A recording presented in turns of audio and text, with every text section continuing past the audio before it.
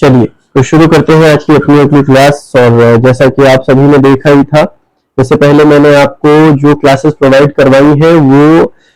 बल्कि आपके और ये मान के चलिए कि वो कहीं ना कहीं आपके लिए, अगर आप उसको कंसर्नली और बड़े ही कंसर्न माइंड के साथ देखेंगे तो ये सारी चीजें आप उससे एक दूसरे से रिलेट कर पाएंगे। क्योंकि जो मैंने पहली क्लास आपको, सबसे पहली क्लास जो मेरी थी, जो मैंने प्रोवाइड करवाई थी, वो थी कहीं ना कहीं मैंने आपको बताया भी था कि जब आप इतिहास पढ़ेंगे तो आपको सबसे ज्यादा जो जरूरी होगी, जो आपके लिए सबसे ज्यादा आवश्यक होगा,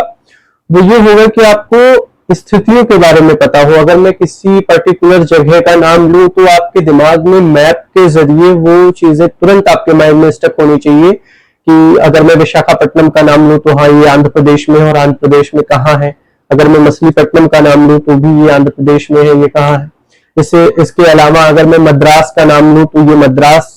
पॉलिटिकल मैप में इंडिया के कहाँ स्थित है। अगर मैं बॉम्बे प्रेसिडेंसी की बात करूं तो ये कहाँ स्थित है। अगर मैं केरल की बात करूं तो ये कहाँ स्थित है। तो ये जब तक सारी चीजें आपके दिमाग में मैप के जरिए नहीं बैठेंगी तब तक वो सिर्फ और सिर्फ रट्टा मारना होगा।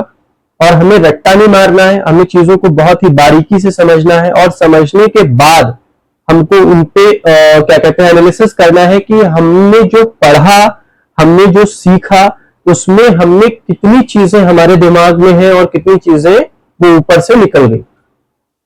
तो चलिए, जैसा कि हमने आपसे पहले भी बताया है, अपनी पिछली क्लासेस में भी मैंने बताया है आपको कि जो इतिहास है वो आप बहुत ही ज्यादा मतलब ये मत समझ के पढ़िए कि यार इसमें बहुत सारी टाइमलाइंस है, बहुत सारी चीजें इसमें हमें पढ़नी है, बहुत सारी चीजें याद करनी है। क्योंकि जब तक आप किसी काम को बोझ समझ के करेंगे तब तक वो काम आपसे अच्छे से नहीं हो पाएगा। लेकिन जिस दिन आपका उस काम में इंटरेस्ट पैदा हो गया, जैसे इतिहास ही नहीं, मैंने देखा है मोस्ट ऑफ टाइम कोई सब्जेक्ट किसी के लिए बहुत इजी होता है, जिसको वो चुटकियों में पढ़ता है और आसानी से उसको याद कर लेता है, उसमें उसकी बहुत अच्छी कंडीशन होती है।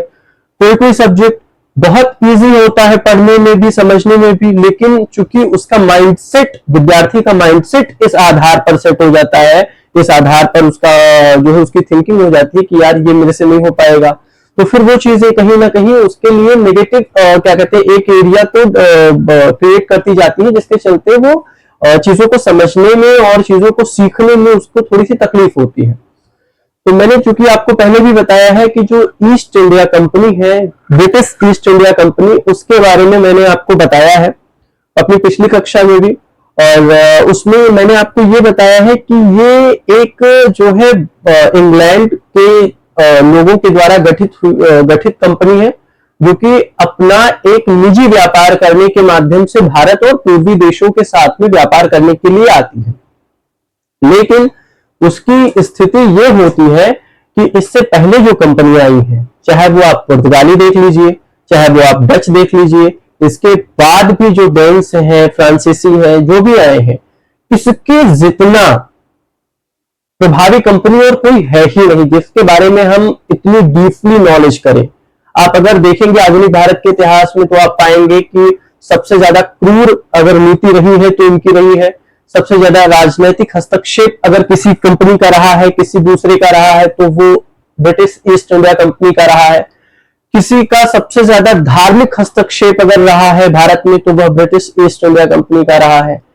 किसी का सबसे ज्यादा व्यापारिक हस्तक्षेप अगर भारत में रहा है तो वह ईस्ट इंडिया कंपनी का रहा है। तो इन सारी चीजों को हम इस क्लास में कवर करेंगे, पढ़ेंगे। जब तक ये क्लास चल सकती है, पॉसिबल है, मैं आपको ये सारी चीजें बताऊंगा। और फिर मैं एक बार कह रहा हूं कि आप क्लास को रटिए मत, बल्कि कहानी की तरीके से समझिए, बड़ी आसानी से समझ में आएगा। अगर आप रटना शुरू करेंगे, अब अगर आप एक एक टाइमलाइन याद करना शुरू करेंगे, या इस क्लास से नहीं कहीं से भी आप पढ़ रहे हैं, चाहे आप बुक से पढ़ रहे हैं, चाहे आप अपने सेल्फ नोट्स बना के पढ़ रहे हैं, उसको आप रिवाइज करिए, लेकिन रटने की कोशिश मत करिए। रिवीजन का भी एक तरीका होता है अपना, कि आपने कुछ चीजें जो लिख दी हैं उसको आप पढ़ रहे हैं, फिर एक रफ कॉपी में, हम सब ऐसे करते आए हैं, चाहे वो मैथ का रिवीजन हो, चाहे वो एसएसटी हो, चाहे वो जो भी सब्जेक्ट हो आपका, आप रिवीजन करिए। जितनी बार आप लिखी हुई चीजों को एक बार पढ़ने के बाद में 2-3 मिनट, 4 मिनट, 5 मिनट, कुछ समय अंतराल के बाद में आप अगर उसको स्वयं से लिखेंगे, बिना किसी बुक के, बिना किसी कॉपी की सहायता से, तो वो चीजें आपके दिमाग में फीड हो जाएंगे, फिर वो कभी भी आपके माइंड से डिलीट नहीं होंगी। तो ये सारी चीजें हमने आपको पहले भी बताई है, आज भी हम बता रहे हैं। और जो कंपनी है अपने यहाँ भारत आती है 1600 में, वो एक महारानी एलिजाबेथ प्रथम होती है, उनके चार्टर के जरिए वो भारत में आती है, जिसको हम अगर आप देखेंगे तो क्या कहते हैं, मर्चेंट्स एंड एडवेंचर्स कंपनी के नाम से भी जानते हैं। ठीक है, व्यापारियों का व्यापार के माध्यम से ये आती है, व्यापार के क्या कहते हैं नीति से ये अपने जो है भारत में एंटर करती है, और धीरे धीरे व्यापारिक गतिविधियों के साथ साथ ये राजनैतिक गतिविधियों में कब हस्तक्षेप करना शुरू कर देती है, उन्हीं सारी चीजों के बारे में हम पढ़ेंगे। तो चलिए शुरू करते हैं आज की अपनी क्लास। और जैसा कि मैंने आपको पहले बताया था कि जो मेरी पिछली क्लास थी वो सर थॉमस रो पर खत्म हुई थी, कि हाँ 1615 में वो आ गए, सर थॉमस रो भारत आए, जहांगीर से मुलाकात करते हैं, अपने साथ ही एक बहुत बढ़िया सा उपहार लेकर के आते हैं, क्योंकि जहांगीर एक अयाशी शासक होता है, पियक्कड़ शासक होता है, उसको नशे की लत होती है, तो ये अपने यहाँ से अच्छे अच्छे ब्रांड लेकर के आते हैं और फिर जहांगीर को तोहफे के रूप में पेश करते हैं। जहांगीर बहुत खुश होता है। लेकिन अगर हम किसी को या कोई आपको 1 रुपए भी खिलाता है या देता है, तो जाहिर सी बात है उसके पीछे कुछ ना कुछ उसका एक उद्देश्य होता है, कुछ ना कुछ उसका कारण होता है, कुछ ना कुछ उसके पीछे उसका लालच होता है। अब सर थॉमस रो का जहांगीर से मुलाकात करने के पीछे और भारी भरकम उपहार देने के पीछे का क्या कारण है, ये हम जानेंगे। तो इनका जो मुख्य कारण है वो ये है कि ये व्यापारिक हस्तक्षेप से मुक्ति चाहते हैं, करों में कमी चाहते हैं, कि भैया अगर आप किसी से 10 रुपए का टैक्स ले रहे हो यार, तो हमसे आप 5 का ही लो, ये चाह रहे हैं सर थॉमस रो या ईस्ट इंडिया कंपनी के जो उस टाइम के जो इंग्लैंड के क्राउन प्रिंस कहे जाते हैं, जेम्स प्रथम, भी उनकी ये मंशा होती है। ये इसलिए भेजते हैं कि जाओ वहां पर अपने व्यापारिक अधिकार को बढ़ाओ, अधिकार क्षेत्र को बढ़ाने के लिए उनसे बात करो, उनको कन्विंस करो, किसी भी तरीके से उनको इस चीज के लिए एग्री करो कि हम यदि आपके बंदरगाहों से आएंगे जाएंगे, व्यापार ले जाएंगे, तो जितने टैक्सेस आप दूसरों पे लगाते हो उससे कम टैक्सेस लगाओ, क्योंकि हम आपके हिमायती हैं, हम आपके अपने, हम आपके सगे हैं, ये यकीन दिलाओ वहां के शासकों को। आते हैं sir Thomas Roe. Sir Thomas Roe 1615 से 1608 तक 18 तक रहते हैं यहाँ पे। वो मिलते हैं जहांगीर से, काफी मुलाकात के बाद में उनको एक जो इसमें मुख्य कह सकते हैं कि सर थॉमस रो के साथ कई, मतलब सर थॉमस रो जो होते हैं तो जहांगीर के साथ कई बैठकों के बाद जहांगीर से व्यापार करने का अधिकार कहां पर, अजमेर किले से प्राप्त कर लेते हैं। जो अजमेर का किला होता है वहां से व्यापार करने का अधिकार सर थॉमस रो को प्राप्त हो जाता है। ये एक जो है यहाँ से जो छोटे लेवल के एग्जाम्स होते हैं वहां से क्वेश्चंस बन सकते हैं कि जहांगीर ने व्यापार करने के लिए सर थॉमस रो को किस किले से अधिकार प्राप्त दिया था, तो आप इसमें ये कह सकते हैं कि अजमेर के किले से दिया था। ठीक, तो इसमें अच्छा व्यापार का अधिकार, तो क्या इससे पहले व्यापार है, क्योंकि हमने पढ़ा है इससे पहले जब कैप्टन विलियम हॉकिंस आता है 1608 में, तो फिर उसने भी तो 1611 में मछलीपट्टनम में और फिर उसके बाद में 1613 में अस्थायी रूप से अपनी जो कंपनी, अपनी जो फैक्ट्री होती है वो सूरत में स्थापित कर लेता है। हमने अपनी इससे पहले की क्लास में आपको बताया है। तो अब ये भाई साहब जब आते हैं यहाँ पे सर थॉमस रो, तो ये अजमेर के किले, अब देखिए धीरे धीरे इनका अधिकार क्षेत्र बढ़ता, पहले 1 आया, फिर 2 आए, फिर उसके बाद में 4 आएंगे, फिर उसके बाद में 8 आएंगे। इस तरीके से धीरे धीरे करके इनका क्या हो रहा है, अधिकार क्षेत्र बढ़ रहा है, व्यापार क्षेत्र बढ़ रहा है। और जब इनका व्यापार, भाई जब ये मुनाफे में अपना ज्यादा, इनकी मुनाफे की स्थिति इनकी अच्छी होगी, तो जाहिर सी बात है कि फिर ये और आगे बढ़ना चाहेंगे, ये उतने ही व्यापार क्षेत्र तक सीमित नहीं रहेंगे। और अंततः अगर हम देखें तो ये हालांकि इसमें मैंने मेंशन नहीं किया है, लेकिन ये 3 प्रेसिडेंसियों के आधार पर संपूर्ण भारत पर कब्जा कर लेते हैं। और वो 3 प्रेसिडेंसियां होती हैं, अगर हम पश्चिम में देखें तो बंबई प्रेसिडेंसी, अगर हम पूरब में देखें तो क्या कहते हैं मद्रास प्रेसिडेंसी, और अगर हम पूरब में एक प्रेसिडेंसी और देखें तो हम देखेंगे क्या कहते हैं, कोलकाता प्रेसिडेंसी, जिसको हम बंगाल प्रेसिडेंसी कहते हैं। और इनकी टाइमलाइंस कुछ इस तरीके से है कि जो मुंबई प्रेसिडेंसी होती है वो 1680 में, मद्रास प्रेसिडेंसी 1640 में और बंगाल प्रेसिडेंसी 1690 में। तो ये चीजें हम देखते हैं कि धीरे धीरे धीरे धीरे करके ये संपूर्ण भारत पर अपना कब्जा किस तरीके से कर लेते हैं, प्रेसिडेंसियों के माध्यम से कर लेते हैं। व्यापार करने आई एक कंपनी और उसने संपूर्ण भारत पर 200 सालों तक राज किया। और ये चीजें कहीं ना कहीं हमारे लिए या फिर उस टाइम के शासकों के लिए कह लीजिए कि एक कमजोरी का जो है क्या कहते हैं, कमजोरी दर्शाती है उनके जो है क्या कहते हैं सत्ता का या उनके पावर का, कि कोई भी व्यक्ति यदि हमारे घर में हमारे आंगन में बैठता है मेहमान बनके और फिर धीरे धीरे करके वो अगर मालिक हो जाता है, तो ये हमारी कमजोरी है कि हम अपनी चीजों का ख्याल सही से नहीं रख पा रहे। कभी तो कोई व्यक्ति हमारे पास आकर के और फिर उसके बाद में हमारी चीजों पर ही अपना हाथ जताने लगता है। लेकिन यहां अगर हम देखें तो यहां मुख्य कारण शक्ति की कमी नहीं है, इनके पास पावर में कोई ये कमजोरी नहीं है। इनके पास जो है क्या कहते हैं, इनके पास युद्ध के विभिन्न हथियार होते हैं उस टाइम के राजाओं के पास में, उस टाइम के शासकों के पास में, मुगल शासकों के पास में। इनके पास क्या कहते हैं सशस्त्र जो है सैनिक होते हैं और जो है अब क्या कहते हैं बहुत अच्छी तरीके की इनके पास जो है सैन्य शक्तियां होती है। लेकिन ये असफल क्यों होते हैं? लालच। व्यक्ति का लालच एक ऐसी चीज है जिससे इंसान को हर बुरे और सही काम कराने पर मजबूर कर देती है। सही तो खैरहाल इंसान करता ही करता है, लेकिन बुरे काम कराने पर वो मजबूर कर देती है। और वो होता क्या है? लालच। अब अगर हम देखेंगे कि 1619 में तंजौर जो कि भारत की धरती पर स्वतंत्र रूप से अपनी पहली फैक्ट्री स्थापित करने में ये कामयाब हो जाते हैं। जो ब्रिटिशर्स होते हैं, जो व्यापार करने आई एक कंपनी मात्र होती है, वो तंजौर की 1613 के बाद, 1613 के सूरत में फैक्ट्री लगाने के बाद में 1615 में सर थॉमस वोक को अजमेर के किले पर व्यापारिक रूप से अपना अधिकार क्षेत्र प्राप्त करने के बाद में ये 1619 में तंजौर जो कि भारत में ही स्थित है, वहां पर भी ये अपनी एक फैक्ट्री को स्थापित करने में सक्षम हो जाते हैं और अनुमति ले लेते हैं, प्राप्त कर लेते हैं। अब सोचिए, ये कूटनीति, भाई अगर मुझे किसी से 2 रुपए चाहिए या किसी भी व्यक्ति को मुझे कन्विंस करना है और वो मेरे से अपने आप में बहुत ज्यादा सबल है, बहुत ज्यादा पावरफुल है, तो जाहिर सी बात है मैं उसको या तो फिर चापलूसी के जरिए या फिर आप उसको जो है क्या कहते हैं अपनी बातों के जरिए कन्विंस कर सकते हो। बातों के जरिए कन्विंस करना 50%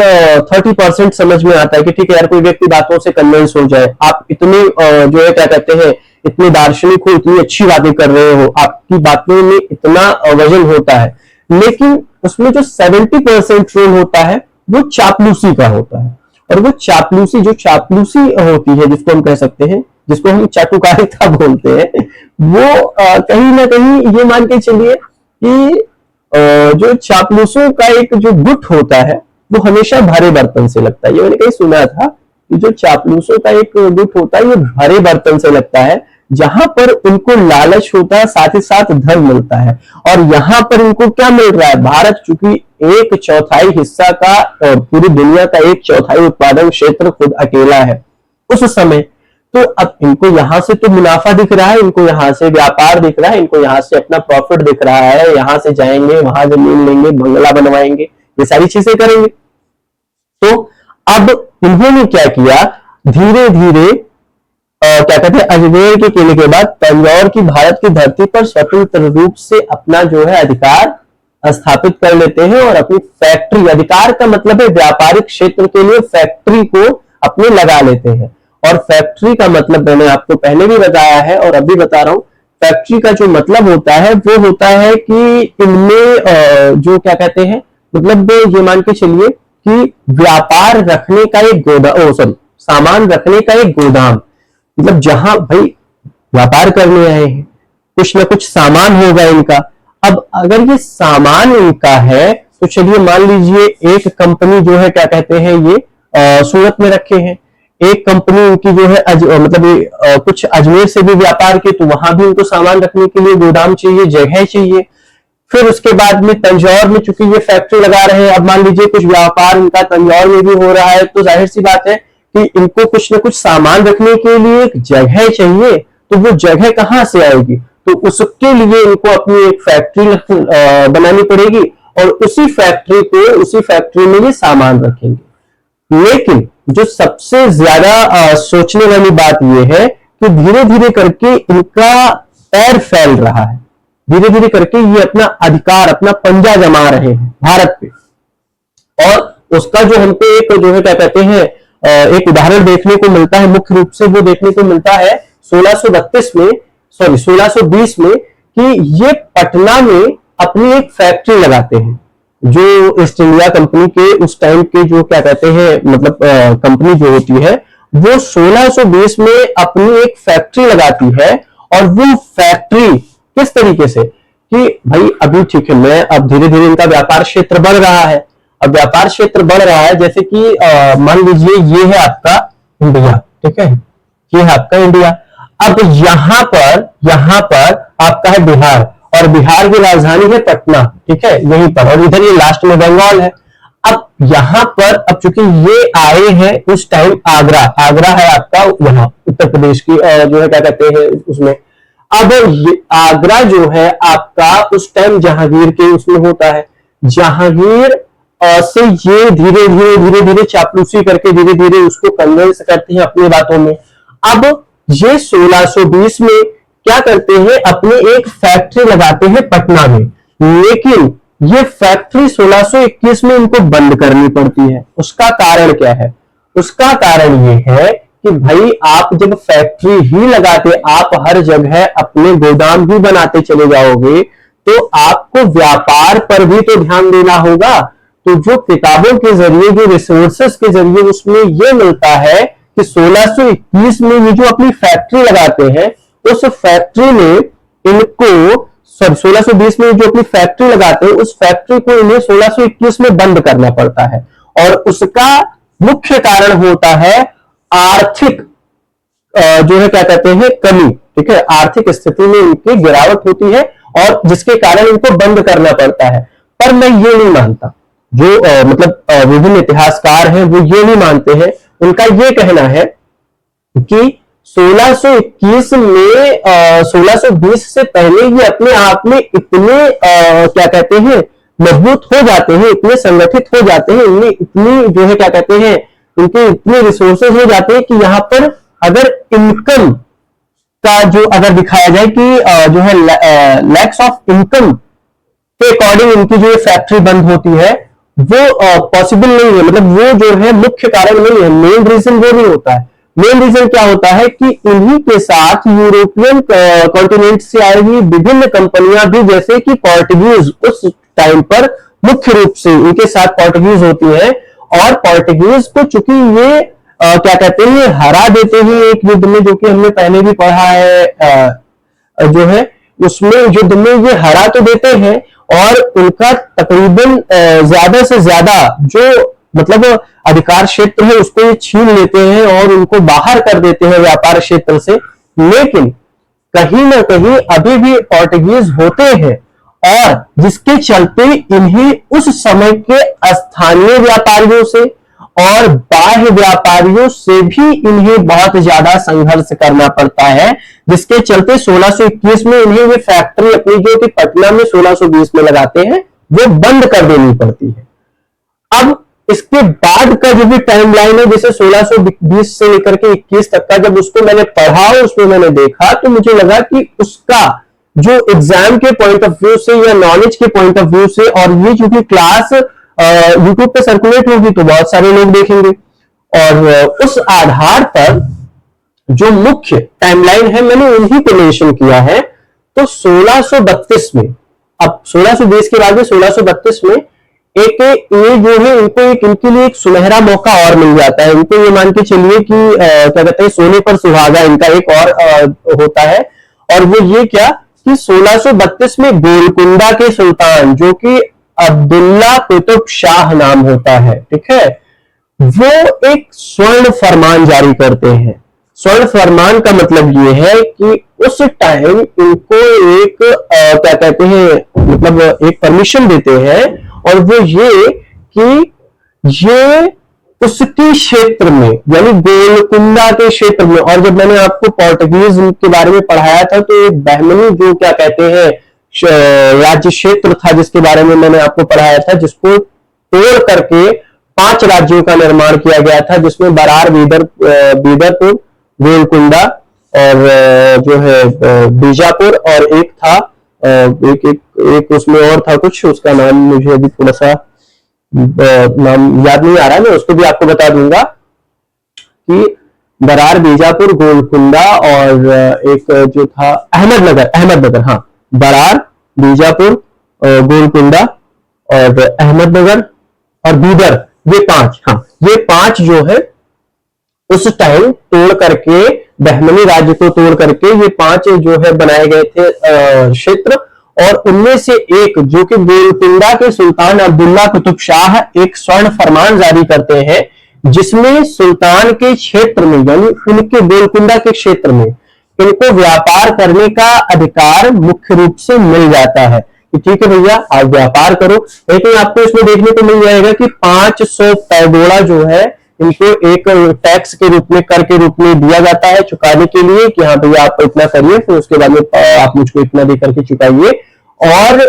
इनको मुख्य रूप से व्यापार करने की अनुमति मिल जाती है। तो अब देखिए धीरे धीरे करके, क्योंकि ये जो है क्या कहते हैं सारे के सारे मतलब कह सकते हैं आप कि इनका जो अधिकार क्षेत्र है या इनका जो व्यापार क्षेत्र है वो धीरे धीरे करके बढ़ता जा रहा है, एक्सटेंड हो रहा है। अब फिर अगला जो टाइमलाइन है या फिर जो अगली पॉइंट है हम कह सकते हैं 1639 में चंद्रगिरी के राजा से मद्रास को पट्टे पर लेकर के फोर्ट सेंट जॉर्ज का निर्माण करवा देते हैं। देखो यहां पर एक चीज ये समझने वाली है कि 1639 में मद्रास को पट्टे पर लेकर के, मद्रास, अब चूंकि मैंने आपको बताया था, देखिए मैं फिर से एक बार ये मैप को छोटे से स्थान पे ड्रॉ कर रहा हूं, तो उसे जगह की दिक्कत है यार, ये बोर्ड बहुत मतलब बड़ा नहीं है, उसके चलते दिक्कत आ रही है। जैसे मैं इसको थोड़ा सा मतलब मैं सोच रहा हूँ कि डिजिटल बोर्ड का अपना अपनी व्यवस्था हो, तो जिसके चलते क्लास में और आसानी से और ब्रॉड लेवल पर चीजों को मैं समझा पाऊं। तो देखिए क्या है कि मद्रास कहा गया, ये चंद्रगिरी के राजा मद्रास को पट्टे पर लेकर के, ठीक है, राजा से मद्रास को पट्टे पर लेकर के फोर्ट सेंट जॉर्ज का निर्माण कर देते हैं। जैसे कि अब ये है आपका मान चलिए भारत का मैप, ठीक है, और यहां पर अगर मैं आपको बता दूं तो ये है आपका चेन्नई, और अब की चेन्नई तब का मद्रास, ठीक है, और इसको ये लेते हैं पट्टे पर, ठीक है, इसको ये लेते हैं पट्टे पर। पट्टे पर लेने के बाद में क्या करते हैं कि इस पर एक किलाबंदी कर देते हैं कि अब भैया ऐसा है, इस पर आप आने जाने के लिए कहीं ना कहीं आप हमसे पूछोगे तब आप अंदर आओगे। जगह तो आपकी है, लीज पर हमने ले लिया, लेकिन अब आपको आने जाने के लिए हमसे अनुमति लेनी पड़ेगी तभी मैं जाने दूंगा। उससे पहले आप नहीं जा सकते हैं, उसके बिना अनुमति के आप नहीं जा सकते हैं। और फिर ये क्या करते हैं कि फोर्ट सेंट जॉर्ज का निर्माण कर देते हैं। किला है, इसका नाम है सेंट जॉर्ज, उसका निर्माण कर देते हैं। फिर 1668 में बंबई पर अपना अधिकार कर लेते हैं। फिर 1686 में ये हुगली को लूटने के इरादे से मुगलों से संघर्ष करते हैं, लेकिन मुगलों ने इनको सूरत मछलीपट्टनम से भगा दिया। अब देखो यहां समझने वाली बात है, यहाँ एक छोटी सी मैं कहानी सुनाऊंगा आपको, थोड़ी सी मतलब इंटरेस्टिंग सी चीज है, ताकि आपको क्लास समझ में आए अच्छे से और चीजों को आप और अच्छे से समझ पाए। जैसे एक कहावत है कि मेरी बिल्ली मुझी से ले आओ, ठीक है, आप आए भारत, आपने अपना व्यापार क्षेत्र बढ़ाने के लिए लोगों के सामने गिड़गिड़ाया, ए भैया मुझको बैठने की जगह दे दो, बैठने की जगह मिल गई तो भैया लेटने की जगह दे दो, लेटने की जगह मिल गई भैया अपना चद्दर दे दो, तो मार के भगा दे भाई, ऐसे मार के भगा देगा नहीं भगा देगा, सीधी सी बात यही है। इन्होंने अब चूंकि वो धीरे धीरे बढ़ रहे हैं, एक के बाद एक, कुछ समय के इंतजार के बाद इनको कहीं ना कहीं जो है क्या कहते हैं सफलता हाथ लग जा रही है, तो अब इनकी मंशा और बढ़ती जा रही है कि भाई अब हमको, चूंकि मद्रास पे हमारा अधिकार हो गया, जो है बंबई पर हमने अपना अधिकार जमा लिया, मद्रास में हमने अपना सेंट फोर्ट जॉर्ज जो है किले का निर्माण कर दिया। अब हम चलते हैं हुगली पर। हुगली कहां है? ये कह लिया जाए आपके पूरब में बंगाल, जो कि कलकत्ता से 20 मील दूर हुगली एक नदी है, जहां पर बंदरगाह होते हैं, जहां पर जहाजी बेड़े रुकते हैं, और कासिम बाजार ये बहुत प्रसिद्ध है, ठीक है। और इसको लूटने के इरादे से ये आते हैं, और उस टाइम जो गद्दी पर होता है वो होता है औरंगजेब। और मतलब ये मान के चलिए कि इनको इतनी, मतलब इतना इनको बेइज्जत किया जाता है, इतना जलील किया जाता है कि माना ऐसा जाता है कि इसमें मुगलों ने इनको मार के भगा दिया वहां से, और इनसे सूरत और जो मछलीपट्टनम में इनकी जो फैक्ट्री होती है उसको भी बंद करवा देते हैं, और उसको वहां से भी भगवा देते हैं भगा से। अब क्या होता है कि ये चूंकि भाई अपना व्यापार कर रहे होते हैं, तो ये चाहते हैं कि अब उनसे हम संधि कर ले, उनसे हम अपना जो भी है वो सुलह कर लेते हैं, ठीक है। और उस आधार पर ये जाते हैं, और इनको ये भी पढ़ने को मिलता है कि इनकी इतनी घनघोर बेइज्जती होती है कि इनके हाथों को बांध करके, और मुगल दरबार के जो क्या कहते हैं राज दरबार का जो वो लगता है, कह सकते हैं दरबार लगता है, जहां पर लोगों को बैठ करके सजा सुनाने की और फिर उनकी समस्याओं को सुनने की, राजा को मतलब राजा बैठ के सुनता है, उस जगह पर इनके हाथों को बांध करके और जमीन पर फर्श पर लिटा करके इनसे माफी मंगवाई जाती है। ये माफी मांगते हैं। तो अब ये होता है इनके साथ में, लेकिन कुछ समय के बाद में 15 लाख के जुर्माने के बाद में औरंगजेब इनको फिर से क्या कहते हैं व्यापार करने की अनुमति दे देता है कि ठीक है चलो तुम व्यापार करो। लेकिन यहां पर ये चीजें आपको देखने को मिलेंगी कि लगातार विजय के बाद में, लगातार सफलताओं के बाद में 1686 में एक कारनामा करते हैं, जिसके चलते उन्हें बहुत बेइज्जती महसूस करनी, मतलब बेइज्जती झेलनी पड़ती, बहुत ज्यादा बेइज्जती झेलनी पड़ती है। फिर बंगाल के मुगलों के गवर्नर ने बंगाल को 3 गांवों को पट्टे पर दे देते हैं। ये पट्टे पर दे दिया उनको। उनका नाम होता है गोविंदपुर, सतानती और कालीकाका, ठीक है। और बाद में अंग्रेज, जिसका नाम होता है जाब शरनाक, ने इन्हीं को मिला करके, इन तीनों जो है क्या कहते हैं शहरों को मिला करके, इन तीनों गांवों को मिला करके कलकत्ता नगर की स्थापना कर देता है। तो आज तक की कहानी यही पर, क्योंकि अभी जो मुझे लग रहा है कि थोड़ा सा मतलब मेरा माइक सिस्टम बीप कर रहा है धीरे धीरे करके, तो आज की कहानी यहीं तक। इसके आगे की मैं क्लास आपको प्रोवाइड कराता हूं कुछ ही देर में या फिर कुछ ही समय के बाद में, ठीक है। लेकिन आपको जो पढ़ने का अपना एक जो मेथड अपनाना है वो ये है कि हिस्ट्री को आप स्टोरी की तरह पढ़ें, इतिहास को आप कहानी की तरह पढ़ें। जब आप कहानी की तरह पढ़ेंगे तो बड़ा मजेदार सब्जेक्ट है, लेकिन आप जब बोझ बना करके पढ़ेंगे तो ये मान के चलिए कि इससे ज्यादा डिफिकल्ट कोई सब्जेक्ट है ही नहीं, ठीक। तो अच्छा, इसमें मैं एक चीज आपको और बता दे रहा हूं कि 1680 में बंबई प्रेसिडेंसी का जो क्या कहते हैं निर्माण करते हैं, और 1640 में मद्रास प्रेसिडेंसी, और 1690 में बंगाल प्रेसिडेंसी। तो आई होप आपको ये क्लास समझ में आई होगी, और अगर समझ में आई है तो ज्यादा से ज्यादा शेयर कर दीजिए और सब्सक्राइब कर लीजिए। बाकी का आगे क्लास हम आपको प्रोवाइड करवाएंगे। धन्यवाद।